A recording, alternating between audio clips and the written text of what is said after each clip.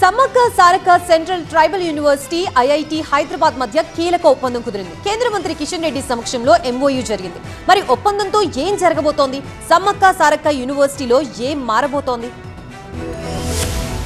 ములుగులోని Sammakka Sarakka central tribal university IIT Hyderabad మధ్య విద్యాపరమైన పరిశోధనాత్మక సహకారం కోసం కీలక ఒప్పందం కుదిరింది. ఈ ఒప్పందంతో కొత్తగా ఏర్పడ్డ ట్రైబల్ యూనివర్సిటీకి ఐఐటి హైదరాబాద్ సాంకేతిక విద్యాపరమైన తోడ్పాటును అందించనుంది. నూతన విద్యా విధానానికి అనుగుణంగా సరికొత్త పాఠ్య ప్రణాళికల రూపకల్పన చేయనుంది. అలాగే అధ్యాపకులకు స్పెషల్ ట్రైనింగ్ తో పాటు కీలక గైడ్ లైన్స్ ఇవ్వనున్నారు హైదరాబాద్ ఐఐటి నిపుణులు. అంతేకాదు కంప్యూటర్ సైన్స్, ఆర్టిఫిషియల్ ఇంటెలిజెన్స్ విభాగాల్లో కొత్త కోర్సును ప్రారంభించనున్నారు. ఒప్పందంపై ఐఐటి హైదరాబాద్ డైరెక్టర్ బిఎస్ మూర్తి, ఎస్ఎఫ్సిటియు వైస్ ఛాన్సలర్ శ్రీనివాస్ సంతకాలు చేశారు. కేంద్ర ప్రభుత్వ సహకారంతోనే ఒప్పందం జరిగిందన్నారు కిషన్ రెడ్డి.